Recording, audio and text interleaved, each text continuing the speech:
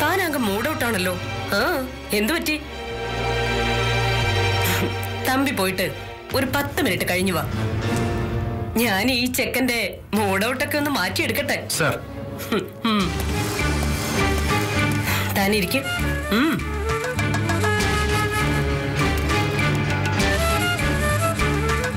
എന്തായിരുന്നു പരിപാടി? ഒരു ഒളിച്ചോട്ടം? ഒളിച്ചോടിയാൽ ഇയാൾ എവിടം വരെ പോവോടോ? എന്തെല്ലാം ഇവിടെ ഉപേക്ഷിച്ചു പോയാലും കൂടെ കേറിപ്പോരുന്ന മറ്റു ചില സംഗതികളുണ്ട്. ഓർമ്മകൾ, കടപ്പാടുകൾ, അങ്ങനെ പലതും. ഇനി അതും കൂടി വേണ്ടെന്ന് വെക്കണമെങ്കിൽ ഒരു മനുഷ്യനല്ലാതാവണം. എങ്ങനെ സാധിച്ചോളൂ തനിക്ക് തന്റെ പെങ്ങളും കുഞ്ഞും വഴിയാധാരമാവാതിരിക്കാൻ വേണ്ടി മാനക്കേടിന്റെ മാറാപ്പെടുത്ത് തോളത്ത് വെച്ച ആ പാവം പെണ്ണിനെ ഇവിടെ ഉപേക്ഷിച്ചിട്ട് പോവാൻ? അതോ ഞാൻ നേരത്തെ പറഞ്ഞവരുടെ കൂട്ടത്തിൽ താൻ പെടില്ലേ? മനുഷ്യന്മാരുടെ കൂട്ടത്തിൽ? ഞാൻ അങ്ങനെയൊന്നും ചിന്തിച്ചിട്ടില്ല എന്നായിരിക്കും. ചിന്തിക്കണം. താൻ പോയി കഴിഞ്ഞാൽ അവൾ എന്തു ചെയ്യും? ഹെടോ, പുരുഷന് രക്ഷപ്പെടാൻ ഒരുപാടുണ്ട് ലോകം. പക്ഷേ പെണ്ണിന്റെ ലോകത്തിന് പരിമിതികളുണ്ട്. ഇനി തനിക്കങ്ങനെ പോയേ പറ്റൂ എന്നുണ്ടെങ്കിൽ താൻ ഒരു മുഴം കയറോ ഒരു കുപ്പി വിഷമോ ആ കൊച്ചിനും വാങ്ങിച്ചു കൊടുത്തേച്ച് പോ. പിഴച്ചവളെന്ന് മുദ്ര കുത്തപ്പെട്ട് അവശേഷിച്ച ജീവിതം മുഴുവൻ തള്ളി നീക്കുന്നതിലും ഭേദം അതാ. പക്ഷേ താൻ എവിടെ പോയാലും സിദ്ധാർത്ഥ, ഓർമ്മകൾ തന്നെ വേട്ടയാടി പിടിച്ച് ഇവിടേക്ക് തന്നെ മടക്കി കൊണ്ടുവരും. ആ മടക്കത്തിൽ മനസാക്ഷിക്ക് മുന്നിൽ മാപ്പ് പറയേണ്ട ഒരവസ്ഥ ഉണ്ടാവരുത്.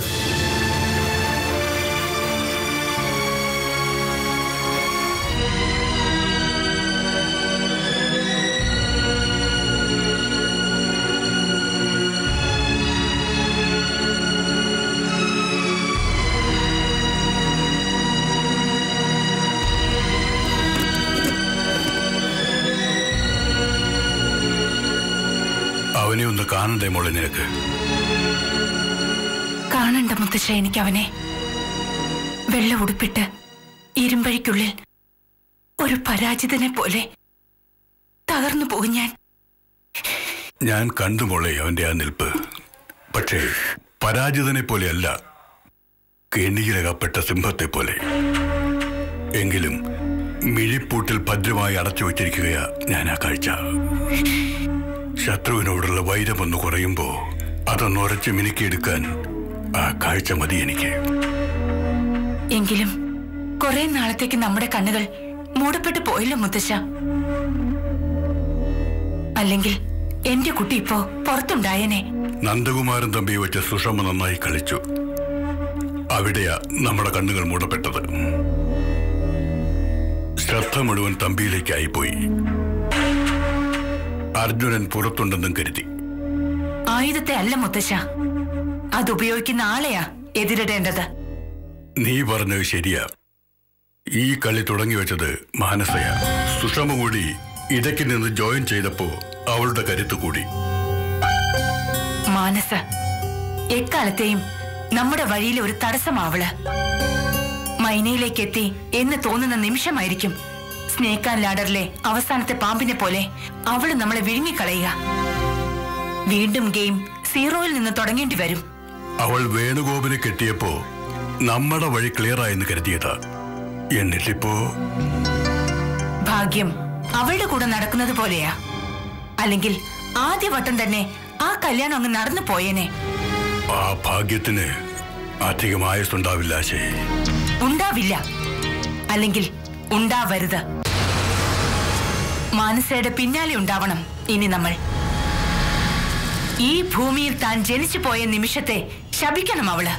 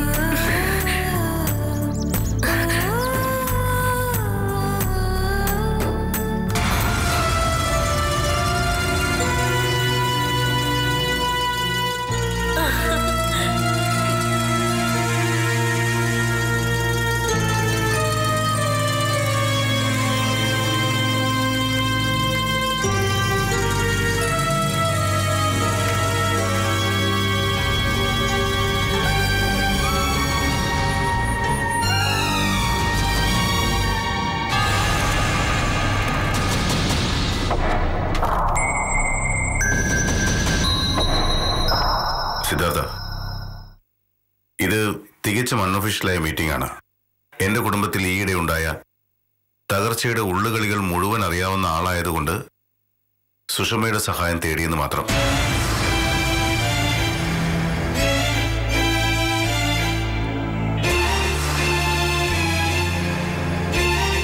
ഇവിടേക്ക് വിളിച്ചു വരുത്തി എന്തിനാണെന്ന് സിദ്ധാർത്ഥന് മനസ്സിലായി കാണുമല്ലോ.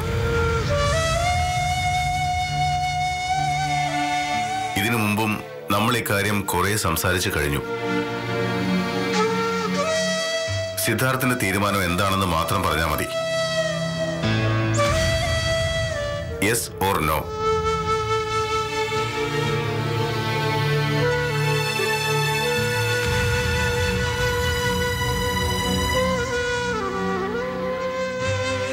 സിദ്ധാർത്ഥൻ, എന്തെങ്കിലും ഒന്ന് പറയണം.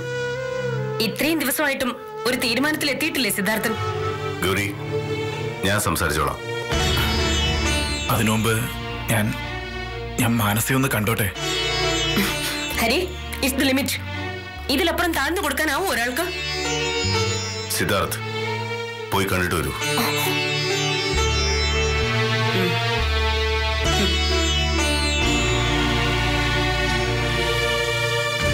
വെറും ഒരു വർക്ക്ഷോപ്പ്കാരന് ഇത്രയ്ക്ക് അഹങ്കാരോ? അവനെന്താ മാനസെ കണ്ടിട്ടില്ലേ? He's insulting us. അങ്ങനെയൊന്നും കരുതണ്ട ഗൗരി. റീടേക്കുകളില്ലാത്തൊരു സിനിമ പോലെയാ നമ്മുടെയൊക്കെ ജീവിതം.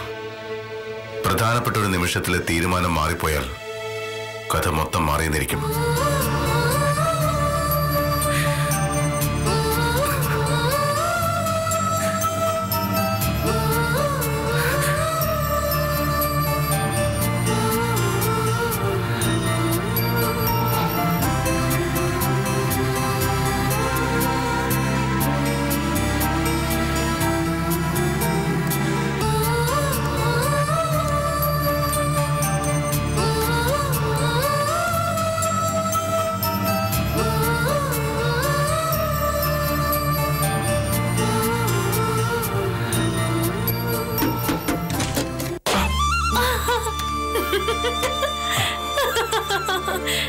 വായിക്കോട്ടെ, ഇവിടെ ഇരിക്കെ. എത്ര നേരമായി താഴത്ത് വന്നിട്ട്? ഞാനിപ്പോ വന്നതേ ഉള്ളൂ. ചുമ്മാ കാത്തിരുന്ന് ഞാൻ മുഷിഞ്ഞു. എന്താ ഇപ്പൊ ഇത്ര കാത്തിരിക്കാൻ? ഓ, ഒന്നും അറിയാത്തതുപോലെ. എവിടെയായിരുന്നു ഇത്ര നാള്?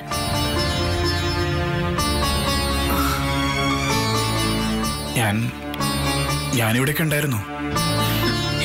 എന്ത് പറഞ്ഞു ഏട്ടനും ഏട്ടത്തിയും? കല്യാണത്തിന്റെ കാര്യമൊക്കെ പറഞ്ഞു. എന്താ മാനസയുടെ അഭിപ്രായം? എന്റെ അഭിപ്രായം ഇയാൾക്ക് അറിഞ്ഞൂടെ?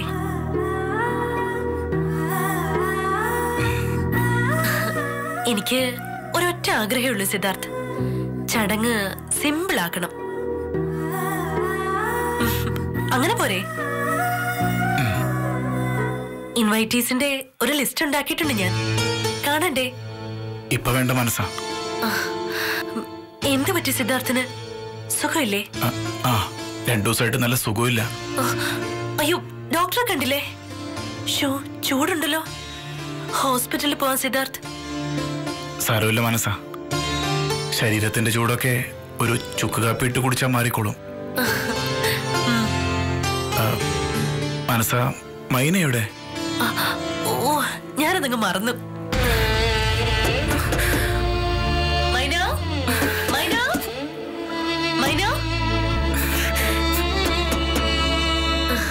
മൈന, എടി വാതിൽ തുറക്ക്.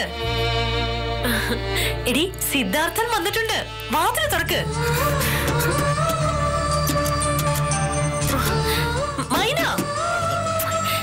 മൈന, ഇവൾക്കത് എന്ത് പറ്റി?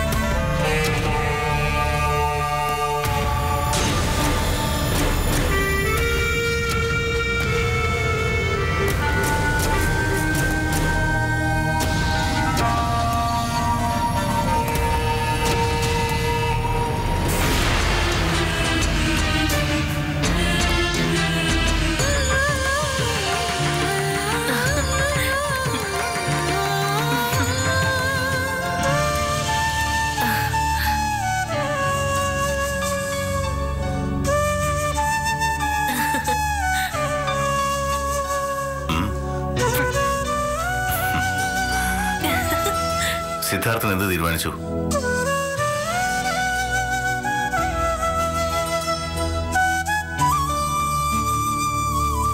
എല്ലാം നിങ്ങളൊക്കെ തീരുമാനിക്കുന്ന പോലെ.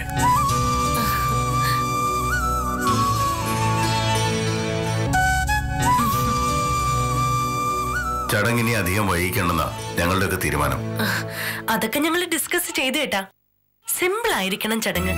അയ്യോ മോളെ, അത് മുമ്പത്തെ പോലെ സ്വർണ്ണക്കടയുടെ പരസ്യമായിട്ട് കെട്ടി ഒരുങ്ങി നിൽക്കാനൊന്നും എനിക്ക് വയ്യേട്ടാ. എന്നാലും മോളെ, അതൊന്നും കുഴപ്പമില്ല. രജിസ്റ്റർ ഓഫീസിൽ വെച്ച് നടത്തിയാൽ മതി ചടങ്ങ്. ഏറെ അടുപ്പമുള്ളവർക്ക് മാത്രമായി വേണമെങ്കിൽ ഒരു ഈവനിങ് പാർട്ടി വെക്കാം. അത്രയൊക്കെ മതി. ഒന്നോർത്താൽ ഇവള് പറയുന്നതാ ശരി. ഇനിയും ആൾക്കാരെ ഒന്നും വിളിച്ചു കൂട്ടണ്ടല്ലോ.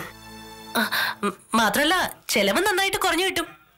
ചെലവ് കൂട്ടി തന്നെയാണല്ലോ ഞങ്ങള് മാനസയുടെ വിവാഹം പ്ലാൻ ചെയ്തത്. വേണ്ടാന്ന് വെച്ചത് മാനസ തന്നെയല്ലേ. ഈ ഇഷ്യൂവിനെ ചൊല്ലി ഇനി ഇവിടെ ഒരു തർക്കം വേണ്ട. എന്തായാലും ഒരു മംഗളകർമ്മം നടക്കാൻ പോലെ.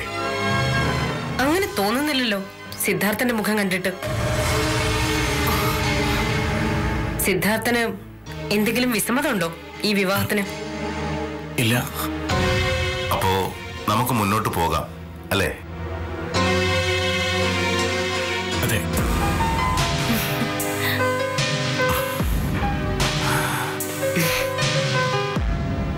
മൈന, മൈന, മൈന, ഇത് ഞാനാ മാനസ. വാതില് തുറക്ക്.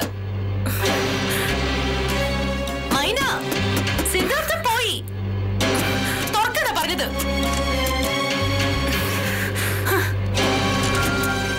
നീ ഇതിനകത്ത് കൊട്ടിയടച്ചിരുന്ന് എന്ത് ചെയ്യാ? എത്ര നേരമായിട്ട് നിന്നെ വിളിക്കുന്നു. ഞാൻ കേട്ടില്ല മാനസ. നീ കേട്ടെന്ന് എനിക്കറിയാം. മൈന, നിനക്ക് എന്റെ മുഖത്ത് നോക്കി കള്ളം പറയാനാവില്ല. സത്യം പറയും മൈന, നീ കേട്ടില്ലേ? ഞാൻ കേട്ടതാ. പിന്നെ നീ എന്തിനാ എന്നോട് കള്ളം പറഞ്ഞത്? പേടിച്ചിട്ടാ മാനസേ. പേടിച്ചിട്ടോ? ഞാനൊരു പാവമാ മാനസേ. അതിന് ഞാൻ മാനസെ പോലെയൊന്നും അല്ല. ഉള്ളത് പറഞ്ഞ ആരും ഇല്ലാത്തൊരു അനാഥ. സിദ്ധാർത്ഥൻ ഇവിടെ ഒളിവിൽ കഴിഞ്ഞ കാര്യമൊക്കെ പുറത്ത് പാട്ടാ. അതിപ്പോ മാനസയുടെ റൂമിൽ നിന്ന് മാത്രം അറിഞ്ഞിരിക്കുന്നത്. എന്റെ കാര്യം കൂടി പുറത്തറിഞ്ഞ എനിക്കത് ഓർക്കാൻ കൂടി കഴിയുന്നില്ല.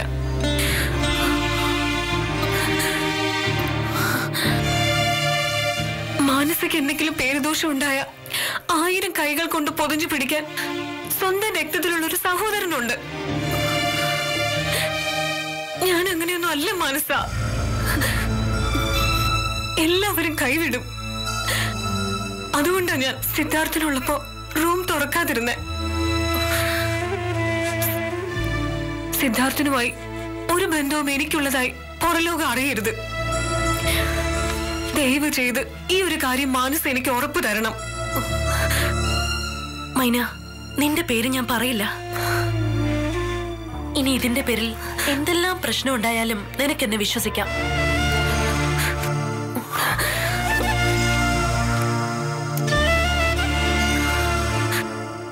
നന്ദി മൈന, ചെയ്തു തന്ന എല്ലാ ഉപകാരത്തിനും.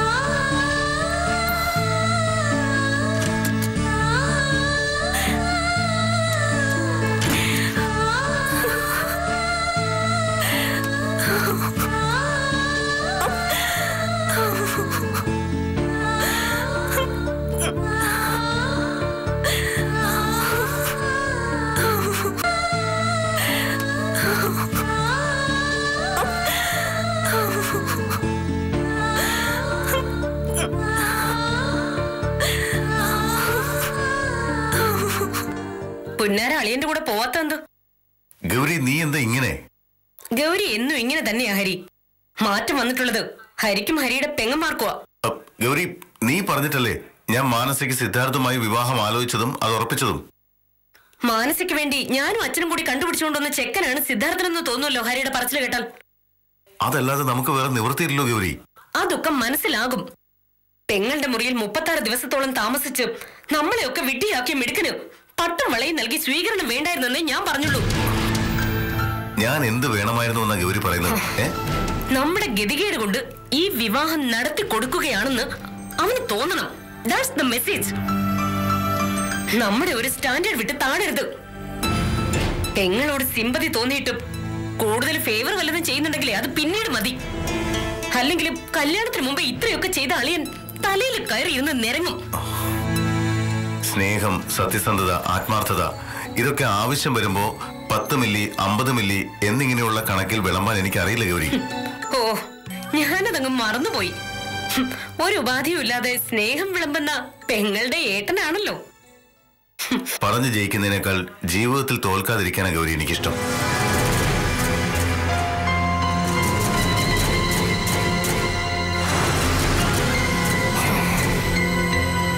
ഒന്ന് തൽക്കാലത്തേക്ക് മറിക്കാനാണോ? കൂടിപ്പോയ 2 ആഴ്ച.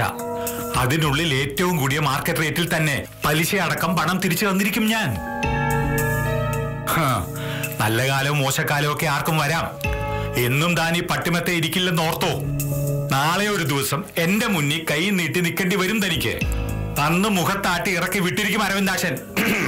ആ, ഒരു സെക്കൻഡ്. പത്മനാഭനോ? വാ. പിന്നെ വിളിക്കാം ഞാൻ. ഇരിക്കണം. ഓ, ഇരിക്കാനൊന്നും സമയമില്ല അരവിന്ദാക്ഷ. കുറെ സ്ഥലത്ത് ഓടിയെത്താനുണ്ട്. കുറെ സാമ്പത്തിക ഇടപാടുകളും തീർക്കണം. ഞാൻ വന്നതേ നമ്മുടെ ഭൂമി രജിസ്ട്രേഷന്റെ കാര്യം ഒന്ന് ഓർമ്മിപ്പിക്കാൻ വേണ്ടിയാ. നാളെയാണ് ഡേറ്റ്. പണം റെഡിയാണല്ലോ അല്ലേ? പണമൊക്കെ എപ്പോഴേ റെഡിയാ. എന്നാ വേറെ കുഴപ്പമൊന്നുമില്ല. ഈ സമയത്ത് എനിക്കിവിടെ വരേണ്ട ഒരു കാര്യവുമില്ല. എന്നിട്ടും ഒന്ന് ഓർമ്മിപ്പിച്ചു പോകാന്ന് വെച്ചതേ, പത്മനാഭൻ ചതിച്ചു എന്നൊരു വാക്ക് നാളെ ആരും പറയരുതല്ലോ. എന്നാ ഞാൻ ഇറങ്ങട്ടെ അരവിന്ദാക്ഷ. ഇവിടെ വരെ വന്നിട്ട് ഒരു വെള്ളം പോലും കുടിക്കാതെ? പറഞ്ഞില്ലേ, പോയിട്ട് ഒരുപാട് ജോലിയുണ്ട്. മിനിറ്റ് വെച്ച് മൊബൈലിൽ കോൾ വന്നോണ്ടിരിക്കുക. പണം കൊടുക്കാനുള്ളവരുടെ വിളിയാ. കാശ് എപ്പോ കിട്ടുമെന്നാ അവർക്കൊക്കെ അറിയേണ്ടത്. പണമല്ലേ അരവിന്ദാക്ഷ എല്ലാവർക്കും വലുത്.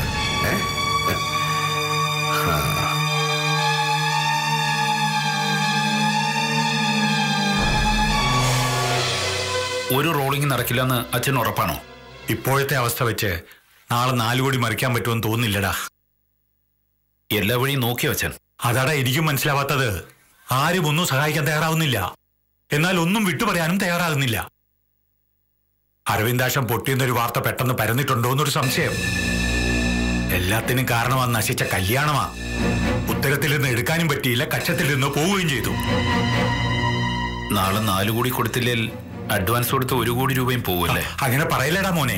എനിക്കത് കേട്ടിട്ട് സങ്കല്പിക്കാൻ പോലും പറ്റുന്നില്ല. മാനസ, ആ മുടിഞ്ഞ പെണ്ണ് എന്ന് നിന്റെ ജീവിതത്തിലേക്ക് വന്നോ അന്ന് നിന്റെ കഷ്ടകാലവും തുടങ്ങി. കുറെ കാലം മോഹിപ്പിച്ചിട്ട് ഒടുക്ക ഒരു എടുക്കാച്ചരക്കിനെ നിന്റെ തലയിൽ കെട്ടിവെച്ചിട്ട് പൊടിയും തട്ടി പോയില്ലേ അവള്. ഒരു കാലത്തും ഗുണം പിടിക്കത്തില്ല അവള്. അച്ഛനൊന്ന് അടങ്ങ്. നമുക്കൊരു വഴി കൂടി നോക്കാം. കച്ചിത്തുരുമ്പും ആശ്രയമാണല്ലോ.